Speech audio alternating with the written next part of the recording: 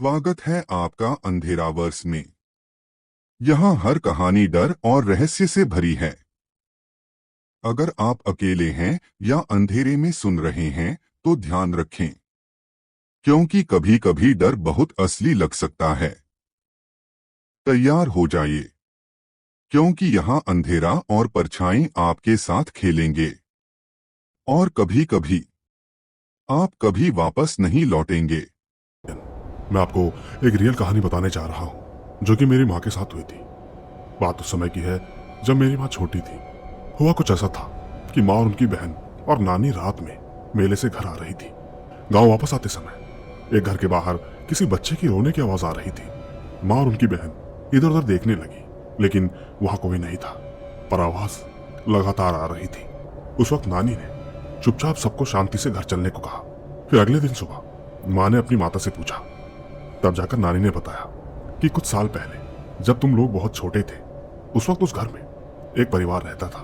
परिवार में दो छोटे छोटे बच्चे थे, एक लड़का और एक लड़की। हुआ कुछ ऐसा था कि माँ घर में खाना बना रही थी और पिताजी खेत में गए हुए थे।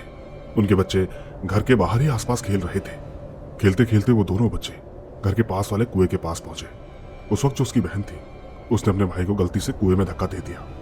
वो लड़का जब उसमें गिरा तो जोरों से चिल्लाने लगा। उसके चिल्लाने की वजह से वो बच्ची इतनी डर गई कि अपने घर में जाकर छुप गई। बहुत देर तक जब दोनों बच्चे कहीं नहीं मिले तो घर वाले उन्हें ढूंढने लगे। लगातार कई घंटों तक ढूंढने के बाद जब किसी की नजर कुएं में पड़ी तो देखा कि वो छोटा बच्चा कुएं में मरा हुआ मिला। उस वक्त उसकी बॉडी ऊपर पानी में तैर रही थी। अब जब ठीक उस बच्चे से पूछा गया तो उसने बताया कि खेलते समय वो अचानक से गिर गया और मैं डर के मारे छुप गई। दोस्तों, तभी से उस बच्चे की रोने की आवाज अक्सर रात को सुनाई देती है। हालांकि गांव वालों ने उस कुएं को अब बंद करा दिया है, लेकिन यह कहानी बिहार के बिंड वालिया गांव की है। अब मैं आपको एक दूसरी कहानी भी सुनाता हूं, जब हम लोग कोलकाता रहते थे। और ठीक ये कहानी मुझे मेरी माँ ने सुनाई थी। हुआ कुछ ऐसा था कि जब हम लोग कोलकाता रहते थे तो वहां एक बाड़ है जहां पर बहुत सारा टॉयलेट होता है। एक दिन रात के वक्त जब मेरी दादी वहां से घर आई तो सब लोग खाना खा के सो गए थे। उस रात तकरीबन 12 बजे के करीब अचानक दादी उठी और एकदम से रोने लगी। कुछ ही पलों बाद वो धीरे से हंसने भी लगी। उनको ऐसा करते थे माँ एकदम से डर गई। उन्होंने तुरंत पिताजी को उठाया। पिताजी ने जब ये सब देखा तो अचानक दादी को एक थप्पड़ लगाया। इसके बाद दादी ने पिताजी से कहा कि क्यों मार रहा है, मैं ही हूं। इतना कहकर वो एकदम से चुपचाप सो गई। दोस्तों, उस रात की कहानी समझ में ही नहीं आई। आखिर ऐसा क्या था जो था भी और नहीं भी, लेकिन जो कुछ भी था बेहद डरावना था। बस यही थी मेरी ये दो कहानियां।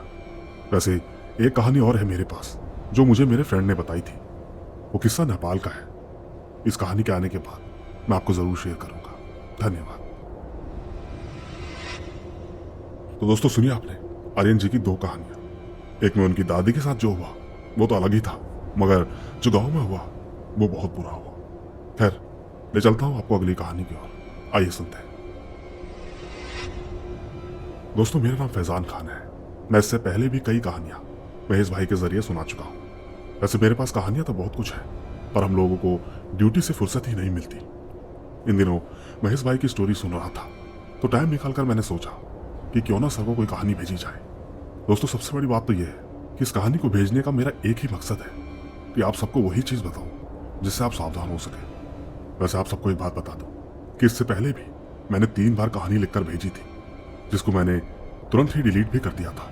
न जाने ऐसा क्यों लग रहा था कि जैसे मुझे कहानी भेजने से रोका जा रहा है। लेकिन आज मैंने सोच लिया कि इस कहानी को मैं भेज कर रहूंगा, जिससे किसी को भी फायदा हो सके। दोस्तों, इस कहानी से पहले मैंने कहानी भेजी थी, उस वक्त मैं रसिया में था, पर आज मैं कुवैत में हूं। तो चलिए इस वक्त रसिया की कहानी सुनते हैं। दोस्तों, ये कहानी 13 मार्च 2024 की है। उस वक्त सभी की तरह मैं मुंबई गया हुआ था इंटरव्यू के लिए। उस वक्त यही रसिया का इंटरव्यू चल रहा था। मैं और मेरे साथ कुछ दोस्त थे जो कि सिलेक्ट हो गए थे। हम सब बहुत खुश थे कि अब अच्छा पैसा कमाएंगे। और तो आपको ये बात भी बता दूं कि ये कहानी मेरी आप बीती है, जो कि मैं चाहता हूं कि मेरे साथ जो कुछ भी हुआ वो आप में से किसी के साथ ना हो। बस इतना है कि इस कहानी को पूरा सुने और बोर ना हो, क्योंकि इसमें मैं बहुत कुछ बताने की कोशिश कर रहा हूं। खैर, हम सब बेहद खुश थे। 4 महीने बाद वीजा भी आ गया।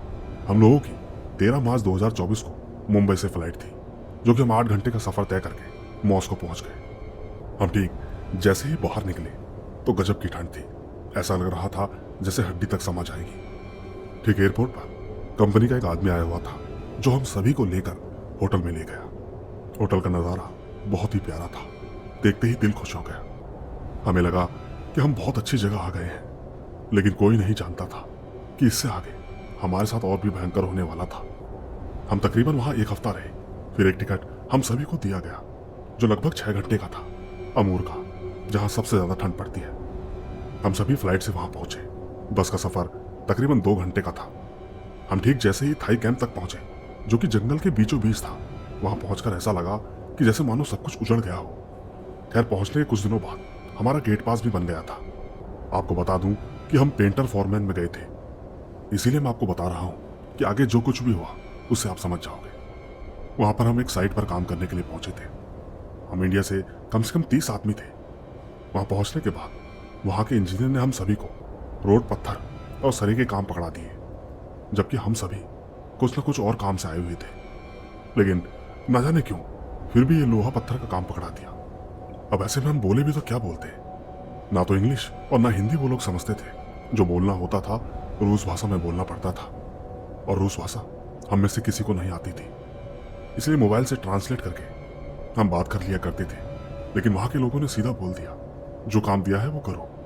अब दोस्तों, करते भी तो क्या करते, इतनी दूर से आए हुए थे, सबके सब मजबूर थे, काम तो करना ही पड़ा। पर खैर, काम करते करते जब खाना खाने का टाइम हुआ तो आप सभी को क्या बताऊं, इतना बुरा खाना जिसमें ना स्वाद था ना मसाला, एक तरह से मानो उबला हुआ खाना। खैर, आगे क्या बताऊं, ऐसे ही दिन कट रहे थे।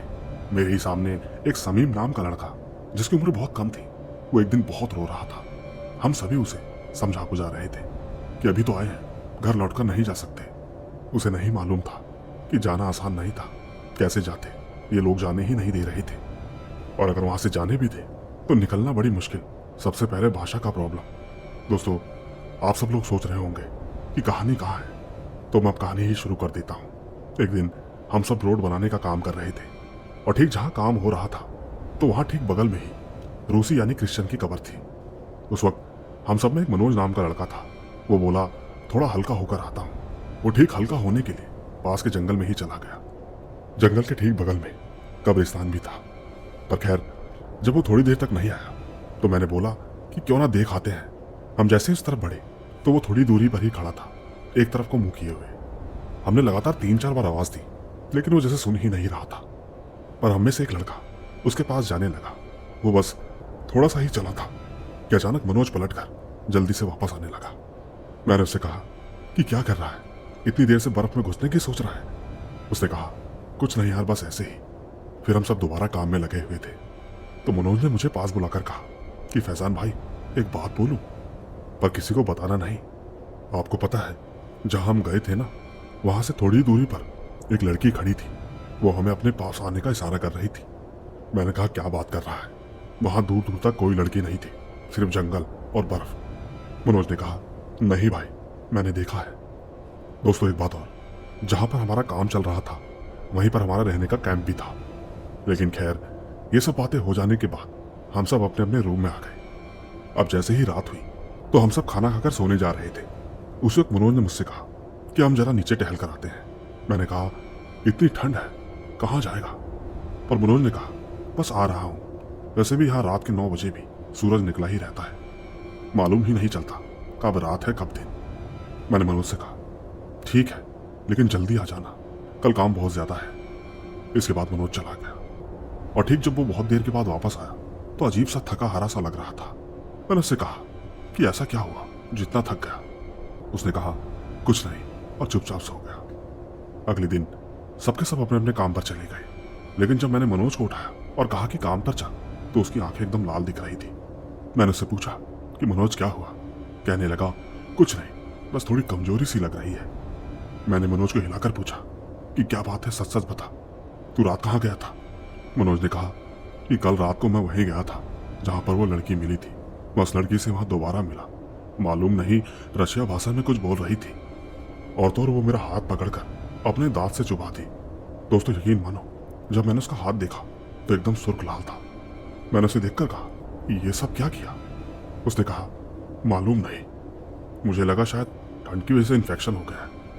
मैंने उससे कहा, तू झूठी कहानी मत सुनाया कर। लेकिन वो कहता रहा, मैं झूठ नहीं बोल रहा हूँ, आज तुम्हें भी मिलवा दूंगा। मैंने कहा चल ठीक है, पर अभी तो काम पर चल। दोस्तों, काम करते करते मेरा ध्यान मनोज की तरफ भी था। मैंने मनोज से कहा कि तू बहुत सुस्त लग रहा है। वो कहने लगा कि तबीयत ठीक नहीं है। मैंने उससे कहा, तू जा रूम पर जा, आराम कर ले। लेकिन वो कहने लगा कि नहीं ठीक है, मैं काम कर लूंगा। दोस्तों, उसका बिहेव बहुत अजीब लग रहा था। न जाने क्यों बार बार वो उसी तरफ देख रहा था। मैंने भी कई बार वहां देखने की कोशिश की, मगर कुछ भी नहीं दिखा। जैसे तैसे काम खत्म करने के बाद हम सब शाम होते ही रूम पर आ गए। उसी बीच मैंने देखा कि मनोज दोबारा कहीं जा रहा है। मैंने तुरंत मनोज से पूछा कि कहाँ जा रहा है। कहने लगा कि आता हूँ थोड़ी देर में। दोस्तों, वो ठीक जैसे ही नीचे की तरफ गया तो मेरे बगल में उस वक्त समीम था। तो मैंने समीम से कहा कि चलो देख कर आते हैं, आखिर ये कहाँ जा रहा है। समीम ने कहा कि जाने दे यार, घूम कर आ जाएगा। उसके इतना कहते ही मैंने उसे 2 दिन की सारी बातें बता दी। वो सुनकर एकदम हैरान रह गया। कहने लगा कि चल देख कर आते हैं। दोस्तों, उस वक्त रात के करीबन 10 बजकर कुछ मिनट हो रहे थे। उस वक्त सिर्फ सूरज की लाली दिख रही थी। बाहर पूरा सन्नाटा था। हम दोनों निकलकर उसको खोजने लगे। तभी थोड़ी दूर जाकर देखा कि मनोज वहीं जा रहा था जहां कब्रिस्तान था। समीम मुझसे कहने लगा कि ये उधर क्यों जा रहा है। उसी वक्त हम दोनों दौड़ते हुए उसे लगातार आवाज दे रहे थे, लेकिन मनोज तो मानो जैसे उसे कुछ सुनाई ही नहीं दे रहा था। वो बस धीरे धीरे चला ही जा रहा था। उस वक्त ठीक वो हम लोगों से बहुत आगे था, लेकिन कुछ ही देर में हम भी वहां पहुंच गए। हमने वहां पहुंचकर देखा कि जिस जगह मनोज खड़ा था वहां पर बर्फ की वजह से कब्र तो नहीं दिख रही थी, बस नाम का प्लेट दिख रहा था, जिससे मालूम चल रहा था कि क्रिश्चियन का कब्रिस्तान है। दोस्तों, दरअसल उस समय हम लोगों ने गौर नहीं किया, लेकिन हम जैसे ही उसके करीब पहुंचे तो देखा कि सच में एक लड़की खड़ी थी और मनोज उससे कुछ कह रहा था। वो ठीक हिंदी में बातें कर रहा था। समीम ने मुझसे कहा कि ये हिंदी में बातें कर रहा है, इसको मालूम भी है उसको हिंदी समझ में नहीं आएगा। दोस्तों, हम लोग कुछ ही दूरी पर खड़े होकर देख रहे थे। समीम कहने लगा कि इसके पास चलते हैं, आखिर ये लड़की से कहाँ मिल गई। हम ठीक जैसे ही मनोज के पास पहुंचे तो देखा कि वो हाथ पकड़कर उसके हाथ में मुंह लगाने ही वाली थी कि हमने तभी मनोज को आवाज दी कि मनोज तू यहाँ क्या कर रहा है। दोस्तों, साथ ही एक बात और कि जब भी हम बाहर निकलते हैं तब हम आयतुल कुर्सी पढ़कर खुद को दम कर लेते हैं। उस समय समीम ने भी पढ़कर दम किया था। अब ठीक हम जैसे ही अपने दोस्त के पास पहुंचे तो जो लड़की खड़ी थी वो धीरे धीरे दूर हटने लगी। समीम ने मनोज से कहा कि अबे तुझे ये लड़की कहाँ से मिल गई। मनोज कहने लगा कि हम झूठ थोड़ी बोल रहे थे, सच में लड़की तो थी, पर जब हम दोनों ने उसका चेहरा देखा तो एकदम सफेद था, आंखों के पास हल्का काला था। हमने सोचा कि शायद अंधेरे की वजह से साफ नहीं देख पा रहे थे। उसी वक्त समीम ने उस लड़की का नाम इंग्लिश में पूछा, पर मैंने समीम से कहा कि यार ये कहाँ समझ पाएगी। पर न जाने वो लड़की अजीब सी खड़खड़ाहट आवाज में कुछ बोल रही थी। मुझे लगा शायद ठंड की वजह से आवाज ऐसा आ रहा होगा। पर मनोज हमसे कहने लगा कि यार तुम दोनों जाओ यहाँ से, हम आते हैं। दोस्तों, सच कहता हूँ, उस वक्त वहां का माहौल देखकर मुझे बिल्कुल भी ऐसा नहीं लगा कि वो लड़की कोई आत्मा भी हो सकती थी। लेकिन अंधेरा होने की वजह से मैंने जैसे ही टॉर्च की रोशनी ऑन की तो यकीन मानो मेरे पैरों तले जमीन खिसक गई, क्योंकि जिस टाइम हम मनोज के पास पहुंचे थे उस वक्त वो लड़की कुछ कदम पीछे हटी थी। और आप तो जानते ही हैं कि जब कोई इंसान पीछे हटता है वो भी बिना घूमे तो पैरों के निशान आगे की तरफ ही बनते हैं, लेकिन नहीं, वो निशान उल्टे थे, जैसे वो पलट कर घूमी हो। सच में ये सब देखकर हम पूरी तरह दंग रह गए। मैंने समीम और मनोज के कान में कहा, नीचे देखो। यकीनन मेरी बातें सुनने के बाद दोनों कांपने लगे। मनोज तो मानो जैसे वहीं जम गया हो। वो लगातार बस उस लड़की को ही देखते जा रहा था। हिम्मत करके जब रोशनी मैंने लड़की के चेहरे की तरफ करी तो वो बहुत ही खतरनाक मुस्कान से देख रही थी। बस एक ही चीज ठीक थी कि वो हमारे पास नहीं आ रही थी। शायद हम लोगों ने पहले ही दम पड़ लिया था, पर हमें डर था तो बस मनोज का, जो लगातार उसकी तरफ देखे जा रहा था। मैंने तभी चिल्लाते हुए मनोज को भागने को कहा, लेकिन वो उल्टा मुझसे कहने लगा कि मैंने कहा तुम दोनों जाओ, हम आते हैं। उसी वक्त समीम ने मनोज के पीछे एक जोर के थप्पड़ लगा दिया और उससे कहा कि नीचे देख। मनोज ने कहा, नीचे कुछ नहीं है, पैरों के निशान होंगे। समीम ने गुस्से में कहा, अब ये निशान उल्टे हैं, ये लड़की नहीं है, ये एक चुड़ैल है। मनोज एकदम हक्का बक्का रह गया। उसी वक्त वो लड़की जोरों से हंसने लगी। वो अपनी अजीब सी भाषा में कुछ बोल रही थी। दोस्तों, हम दोनों ने मनोज का हाथ पकड़ा और उसे वापस लेकर भागने लगे। पीछे से लगातार अजीब अजीब आवाजें आ रही थी। न जाने वो हम लोगों को क्या क्या बक रही थी। और एक हमसे तो तेज भी नहीं भागा जा रहा था, क्योंकि जगह बर्फ से चारों तरफ से घिरी हुई थी, पर फिर भी हम भाग ही रहे थे। उस वक्त मनोज भाग तो रहा था, पर रो भी रहा था। वो तो अच्छा हुआ कि हमें देरी होने की वजह से मेरे रूम के कुछ लड़के हमें खोजते हुए उधर आ गए, लेकिन उन्होंने जैसे हम तीनों को ऐसे भागते हुए देखा तो वो न जाने क्यों हमें देखकर वापस कैंप की तरफ उल्टा भागने लगे। मैंने पीछे से आवाज दी, अरे सबके सब रुक जाओ, सब ठीक है। आवाज सुनी तो सबके सब खड़े हो गए। वो कम से कम 4-5 लोग थे। दोस्तों, हम जैसे तैसे रूम पर पहुंचे। रूम पर पहुंचते ही एक लड़के ने हमसे पूछा कि भाई तुम लोग ऐसे क्यों भाग रहे थे। तभी समीम ने कहा कि हम सब तो भाग रहे थे, लेकिन तुम सब हमें देखकर वापस क्यों भाग रहे थे। वो लड़का कहने लगा कि हमको लगा शायद जानवर पीछे लगा होगा, इसी वजह से हम भी भागने लगे। समीम ने कहा, अच्छा तुझे मालूम भी है हमारे पीछे जानवर से ज्यादा खतरनाक चीज थी। वो तो शुक्र करो कि आज हम सब बच गए। बस फिर क्या था, हम सब भागते हुए कैंप के बॉस के पास पहुंचे। उस वक्त हम अपनी भाषा में बात कर रहे थे, उसे कुछ भी समझ में नहीं आ रहा था। उसी वक्त मनोज ने कहा कि इसको अपनी भाषा ट्रांसलेट करके पूछ। मैंने तुरंत मोबाइल निकालकर ट्रांसलेट करके पूछा। उल्टा हमें कहने लगा कि तुम लोग कहाँ से दारू पीकर आए हो, अगर ऐसा करोगे तो तुम सबको अभी निकाल दूंगा। मनोज गुस्से में कहने लगा कि यार इसे नहीं मालूम हमारे साथ क्या हुआ है और ये न जाने क्या क्या बातें बोल रहा है। पर मैंने धीरे से बैठकर उन्हें सारी बातें बताई। तब जाकर उसने हम सबको बताया कि असल में वो कोई लड़की नहीं है, वो बस भटकती रहती है। उसका कुछ अधूरा सपना रह गया है जिसे पूरा करने के लिए भटकती है। सबसे बड़ी बात तो यह है कि उसे जल्दी से कोई नहीं देख पाता और ना ही वो किसी को परेशान करती है। शायद तुम लोगों में से किसी ने कुछ किया होगा, तभी वो तुम्हें दिखाई दे रही है। समीम ने कहा, मनोज तू ही बता, तूने ऐसा क्या काम किया। मनोज ने कहा, हम तो कुछ नहीं किए, बस उस दिन जब हम वो वॉशरूम करने के लिए गए थे तभी से ये सब हो रहा है। मैं तो वहां से वॉशरूम करके जा ही रहा था कि तभी पीछे से आवाज आया। कैंप के मालिक ने कहा, हो ना हो तुम उसकी कबर के ऊपर से गए होंगे। उसी वक्त मनोज ने अपना हाथ देखकर कांपते हुए कहा, यह दाग कैसा है। दोस्तों, कैंप के मालिक ने जब उसका हाथ देखा तो दंग रह गया। उसने तुरंत पूछा, ये तुम्हारे साथ कितनी बार हुआ। मनोज ने कहा कि बस एक ही बार, जब मिलने गया था।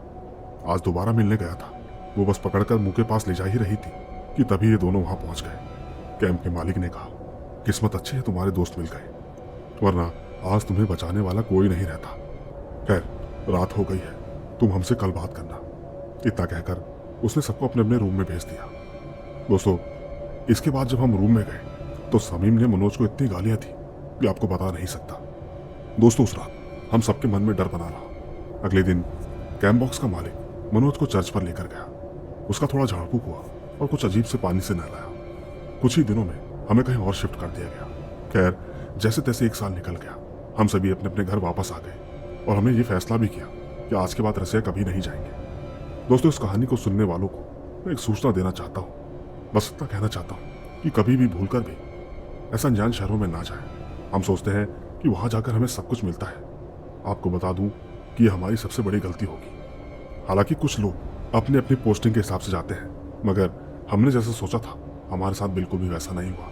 हमने सोचा था कि वहां जाकर खूब दारू मिलेगी, रशियन लड़कियां मिलेंगी, मगर ऐसा कुछ नहीं है। बस इतना है कि आप लोग पैसा तो कमा लोगे, पर कुछ पाने के लिए कुछ खोना भी पड़ता है। आपको कहना चाहूंगा कि जो लोग एजेंट के जरिए 2-3 लाख रुपए देकर जाते हैं और फिर वहां जाकर रोना धोना शुरू कर देते हैं, बस इतना है कि आप कहीं भी जाओ, लेकिन सोच समझ कर। कहानी खत्म करने से पहले आप सभी को इतना कह दो कि अगर किसी भी भाई को मुझसे कुछ पूछना है या कुछ देखना है तो मेरी इंस्टाग्राम आईडी है khanfaisal.sultan। और दोस्तों, मेरी प्रोफाइल पिक में मैंने येलो कलर की टी-शर्ट पहनी है। खैर, इतनी ही थी मेरी ये कहानी। धन्यवाद। तो दोस्तों, सुनिए आपने फैजान खान की कहानी। उम्मीद है आपको इनकी कहानी जरूर पसंद आई होगी, क्योंकि आखिरकार जब कोई अपने घर से बाहर निकलकर विदेश की यात्रा करता है तो उसको वहां पर पैसों के साथ साथ क्या क्या झेलना पड़ता है, ये सब आपके सामने है। बाकी मैं ले चलता हूं आपको अगली कहानी की ओर। आइए सुनते हैं। दोस्तों, मेरा नाम विवेक है। मुझे दोस्तों के साथ घूमना, पार्टी करना बहुत पसंद है। मेरा फ्रेंड सर्कल ज्यादा बड़ा नहीं है, लेकिन मेरे 4 बहुत अच्छे दोस्त थे। मैंने थे क्यों कहा, यह आपको कहानी में पता चलेगा। खैर, मेरे दोस्तों का नाम नील, शाहिल, हरीश और मयंक है। और आपको बता दूं कि मुझे शांत जगह रहना बहुत पसंद है, जैसे कि गांव, पहाड़, फार्म हाउस, ऐसी जगहें जहां सिर्फ सुकून मिलता है। एक बार वीकेंड पर हम सब दोस्तों ने मिलकर शहर से दूर एक फार्म हाउस बुक किया। वो जगह बहुत खास थी क्योंकि उसके पास में हरियाली और साथ में एक नदी बहती थी। फार्म हाउस के आंगन के एक कोने में स्विमिंग पूल भी था। उसके पास कुछ टेबल और चेयर लगे हुए थे। अंदर एक हॉल, नीचे 2 बेडरूम और किचन, और ऊपर 2 बेडरूम थे और उसके ऊपर टेरेस। बस एक बात थी, वहां तक जाने का रास्ता थोड़ा सा कच्चा और सुनसान था। और हाँ, वहां का चौकीदार वहां नहीं रहता था, क्योंकि जब हम वहां पहुंचे तो चौकीदार ने हमें सिर्फ चाबियां दी और चला गया। जाते हुए वो इतना कह गया कि मेरी बीवी 2 टाइम का खाना बनाने आएगी। दोस्तों सच कहता हूं, जैसे ही मैंने फार्म हाउस के गार्डन में कदम रखा, मुझे तभी एक अजीब सी ठंडक का एहसास हुआ। खैर, शाम होने आई थी, इसीलिए माहौल ठंडा था, लेकिन फार्म हाउस के अंदर जो ठंडक थी उसमें एक अजीब सी नमी थी। खैर, मैंने ये सब कुछ इग्नोर किया और अंदर की ओर बढ़ गया। हम सब हॉल में लगे सोफे पर बैठे। उस वक्त चौकीदार और उसकी बीवी दोनों वहां से चले गए, लेकिन जाते जाते चौकीदार ने हमसे कहा कि साहब, रात के समय आप अकेले बाहर मत निकलना। हमने कहा ठीक है। हमने अपने अपने कपड़े चेंज किए और पूल में मस्ती करने लगे। बाहर हर तरफ अंधेरा था, बस कुत्तों की भौंकने की आवाजें आ रही थी। मेरा दोस्त हर्ष पूल के किनारे बैठा था और हम सब पानी में थे। हम सबके सब एंजॉय कर ही रहे थे कि अचानक हर्ष पूल में गिर गया। हम सब उसे देखकर अचानक से हंसने लगे, लेकिन वो एकदम शॉक्ड हो चुका था। उसने हमसे कहा कि किसी ने उसे धक्का दिया। हमने उससे मजाक में कहा, अबे शायद तुझे चढ़ गई है, इसलिए तेरा बैलेंस बिगड़ गया होगा और तू नीचे गिर गया। लेकिन वो बार बार यही कह रहा था कि किसी ने उसे धक्का दिया है। दोस्तों, ऐसे ही आधा घंटा मस्ती करने के बाद हम सब सोने के लिए चले गए। आपको बता दूं कि हम 5 ऊपर के रूम में रह रहे थे, 2 एक रूम में और 3 एक रूम में। रात के समय मैं सोफे पर सो रहा था, हर्ष और नील दोनों के दोनों बेड पर। दोस्तों सच कहता हूं, तभी मुझे अचानक ऐसा लगा जैसे किसी ने मुझे जोर से नींद में हिलाया हो। एक बार को तो मुझे ऐसा भी लगा कि शायद मेरे दोस्त दोनों मिलकर मेरे साथ मस्ती कर रहे हैं, क्योंकि मैं जैसे ही चिढ़ के मारे उठा तो पाया कि वो दोनों आराम से सो रहे थे। मैंने सोचा शायद नींद में हुआ होगा या कोई छोटा मोटा सपना होगा, लेकिन उसके बाद मुझे नींद नहीं आ रही थी। क्या करता, मैं उठा और बैल्कनी में चला गया। बैल्कनी सामने की साइड थी, वहां से गार्डन पूरा दिखाई दे रहा था। मैं एक गेट की तरफ देखे जा रहा था। तभी मुझे लगा कि शायद मैंने किसी को देखा, लेकिन वहां कोई नहीं था। एक तो ये चौकीदार भी वहां नहीं रहता था। मैंने सारी चीजें इग्नोर की और आंखें बंद करके हवा को फील करने लगा। मुझे आंखें बंद किए कुछ ही सेकंड हुए थे कि तभी मुझे मेरे कानों के पास किसी के सांस लेने की आवाज आई। मैंने आंखें खोली, लेकिन वहां कोई नहीं था। दोस्तों, वैसे मैं इन सब चीजों में नहीं मानता था, लेकिन ऐसे वक्त में जब इंसान अकेला हो तो डर तो लग ही जाता है। इसीलिए इस बार मैं सोफे की जगह बेड पर सोने के लिए चला गया। नींद तो जैसे आंखों में थी ही नहीं, लेकिन मैं फिर भी वैसा ही लेटा रहा। थोड़ी देर बाद मेरी आंख लग गई। हम सब आराम से सो ही रहे थे कि अचानक ऐसी आवाज आई जैसे किसी ने पानी में छलांग लगाई हो। उस आवाज से नील की नींद खुली। उसे लगा कि शायद उनके 2 दोस्त जो कि दूसरे रूम में सो रहे थे, वो शायद फिर से पूल में मस्ती करने के लिए चले गए। वो उठा और उसने साथ में मुझे भी उठाया। हर्ष अभी भी सो ही रहा था। हम दोनों धीरे धीरे नीचे चले गए, लेकिन नीचे कोई नहीं था। उस वक्त रात के तकरीबन 3 बज रहे थे। हम दोनों वहीं बैठकर बातें करने लगे। हम दोनों बात कर ही रहे थे कि अचानक ऊपर से हर्ष के चिल्लाने की आवाज आई। हम दोनों भागते हुए ऊपर की तरफ गए। हर्ष बैठ के एक कोने पर लेटा हुआ था। वो लगातार सिर्फ सोफे की तरफ ही देख रहा था। यकीनन वो बहुत डरा हुआ था। जब हम उसके पास गए तो कहने लगा कि मैंने सोफे पर किसी को बैठे देखा जो कि उसे घूर कर देख रहा था। हमने उसे बहुत समझाया कि वहां ऐसा कुछ भी नहीं है, ये सब मन का वहम है, लेकिन वो मानने को तैयार ही नहीं हो रहा था। पर खैर, जैसे तैसे हमने उसे सुलाया और हम भी सो गए। सुबह होते ही हर्ष वहां से जाने की बातें करने लगा। कहने लगा यहाँ कुछ तो गड़बड़ है, लेकिन हमने उसकी एक ना सुनी, क्योंकि हमने वो फार्म हाउस 4 दिन के लिए रेंट पे लिया था। पर सच कहूं तो वहां रुकना हमारी सबसे बड़ी गलती थी। आज भी मैं सोचता हूं कि काश हमने हर्ष की बात मान ली होती। अब ठीक सुबह जब चौकीदार और उसकी बीवी आए, तब मैंने उनसे कहा कि रात को मैंने किसी को गेट के पास देखा था। क्या वो दोनों रात को यहाँ पर आए थे? मेरी बात सुनने के बाद कहने लगे कि साहब, मैं तो यहाँ नहीं आया था, लेकिन आपने उसे आवाज तो नहीं लगाई। दोस्तों, मुझे उसकी बातें थोड़ी अटपटी सी लगी, लेकिन मैंने उसे इग्नोर कर दिया। फिर क्या था, हमने ब्रेकफास्ट किया और सीधा बाहर की तरफ घूमने निकल गए। अब ठीक जब हम शाम तक घूमकर वापस आए तो चौकीदार और उसकी बीवी दोनों के दोनों चले गए थे। हम सब रूम में जाकर फ्रेश हुए और ठीक नीचे गार्डन में बैठकर आपस में बातें करने लगे। मयंक कुछ काम है कहकर सीधा ऊपर अपने रूम में चला गया। अब जब ठीक वो अपने रूम पर पहुंचा तो उसने पाया कि उसके पूरे रूम का सामान इधर उधर बिखरा हुआ था। देखकर ऐसा लगता था मानो जैसे किसी ने गुस्से में फैलाया हो। मयंक चुपचाप अपना पूरा सामान धीरे धीरे समेटने लगा। जब धीरे धीरे वो अपना सारा सामान समेटने लगा तो अचानक उसे ऐसा लगा कि जैसे किसी ने उसके पैरों को पकड़ रखा हो और कोई धीरे धीरे उसके पैरों को घसीट रहा हो। कुछ ही पलों में मयंक एकदम से नीचे गिर गया और लगातार चिल्लाने लगा। हम उसकी आवाज सुन के फटाफट रूम की तरफ भागे। हम ठीक जैसे ही उसके रूम के पास पहुंचे तो यकीन मानिए हमारे भी होश उड़ गए। मयंक नीचे गिरा हुआ था और ठीक उसके सर से खून बह रहा था। पूरा कमरा ऐसा फैला हुआ था जैसे किसी ने जबरदस्ती इधर से उधर किया हो। हमने जैसे ही उससे इस घटना के बारे में पूछा तो उसने हमें तुरंत सब कुछ बता दिया। उसकी बातें सुनकर हम सब डर गए। उस वक्त रात के 9 बज रहे थे। हमने दूसरे दिन ही वहां से निकलने का फैसला किया। रात में सोते वक्त हर्ष की आंखें खुली। उसे प्यास लगी थी। बोतल में पानी ना होने की वजह से वो नीचे किचन में जाकर पानी लेने चला गया। जब वो पानी लेकर ठीक वापस आने लगा तो उसे अचानक ऐसा लगा जैसे बाहर कोई चल रहा हो, किसी के जोर जोर से चलने की कदमों की आहट हो। उसने दौड़कर बाहर जाकर देखा लेकिन वहां पर कोई भी नहीं था। उसके बाद पता नहीं उसके साथ क्या हुआ क्योंकि उसे भी याद नहीं था। लेकिन जब साहिल नीचे गया तो उसने देखा कि हर्ष गार्डन में जमीन पर बैठा एक तरफ की ओर देखकर घूर रहा था। साहिल ने उसे आवाज दी लेकिन उसने मुड़कर नहीं देखा। साहिल ठीक उसके सामने जाकर खड़ा हो गया। लेकिन जैसे ही साहिल ने हर्ष की तरफ देखा तो हम सबको आवाज लगाने लगा। हम सब भागकर नीचे गए तो देखा हर्ष के पूरे चेहरे पर खुरचने के निशान थे, जैसे किसी ने उसके चेहरा धीरे धीरे खुरचा हो। उस वक्त उसके हाथों में भी खून लगा था लेकिन वो एकटक बस एक ही जगह देख रहा था, जैसे उसे कोई फर्क ही नहीं पड़ रहा हो। नील भागकर उसके पास गया और उसे हिलाकर पूछने लगा कि हर्ष क्या हुआ तुझे, लेकिन उसने कोई जवाब नहीं दिया। नील गुस्से में उस पर बरसने लगा कि तुझे क्या हुआ, बोलता क्यों नहीं। हर्ष ने नील को नॉर्मल से धक्का दिया लेकिन वो धक्का इतनी जोर का था जैसे 2-4 लोगों ने मिलकर उसे एक साथ धक्का दिया गया। नील घास पर फिसलता हुआ गिर गया। उसे थोड़ी बहुत चोटें भी आई। वो तो घास थी, इस वजह से कुछ नहीं हुआ। दूसरी तरफ हर्ष पागलों की तरह हंस रहा था। हंसते हंसते बीच बीच में वो गुर्रा भी रहा था। हम ये सब देखकर डर गए। हर्ष गेट की तरफ भागने की कोशिश करने लगा लेकिन हम चारों ने मिलकर उसको एकदम से पकड़ लिया। न जाने इतनी शक्ति उसमें कहां से आ गई। वो एक एक कर हमको इधर उधर धकेल रहा था। उस वक्त साहिल को कुछ सूझी और वो हनुमान चालीसा पढ़ने लगा। मैं यहाँ पर आपको ये बताना चाहूंगा कि साहिल हनुमान जी का भक्त है। उसके गले में हमेशा हनुमान जी का लॉकेट होता है। अब ठीक जैसे ही उसने हनुमान चालीसा पढ़ना शुरू किया तो हर्ष एकदम से रुक गया और अपने कानों में हाथ रखकर चिल्लाने लगा।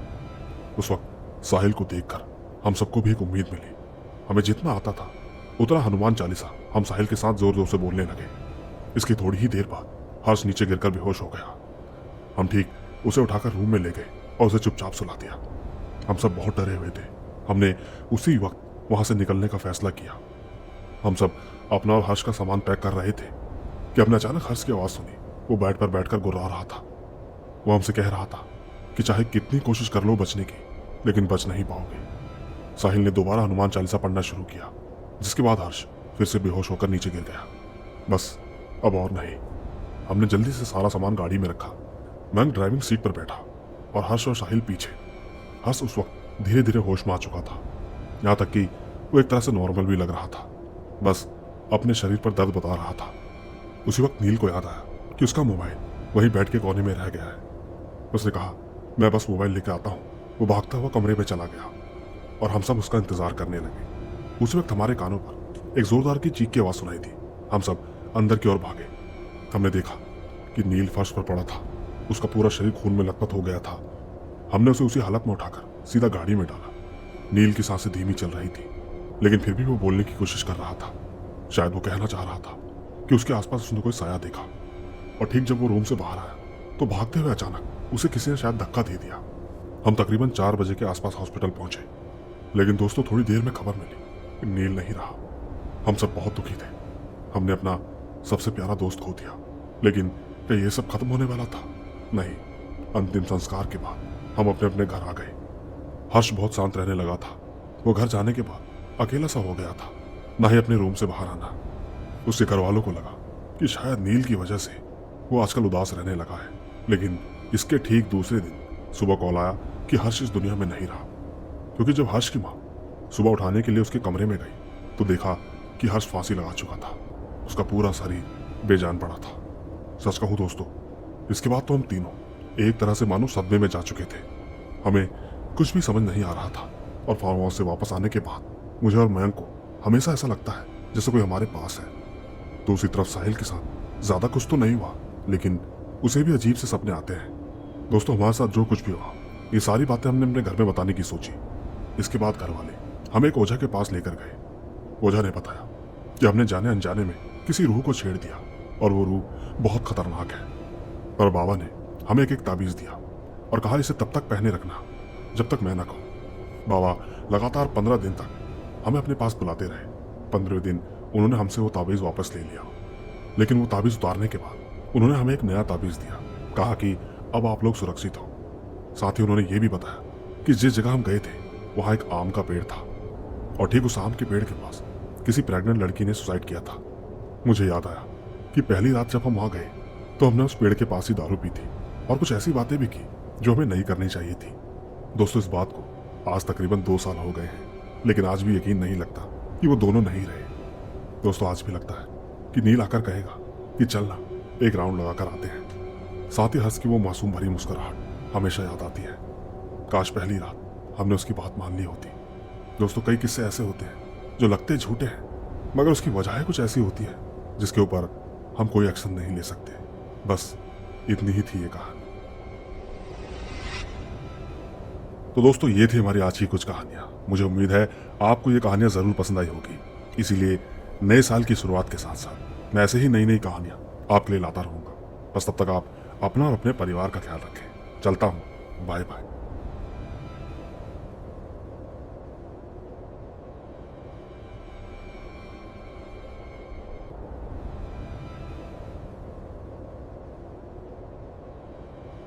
अगर आपको यह कहानी सुनकर रूह कांपने वाली डरावनी रातों का अनुभव पसंद आया तो हमारी चैनल अंधेरावर्स को सब्सक्राइब करना मत भूलना।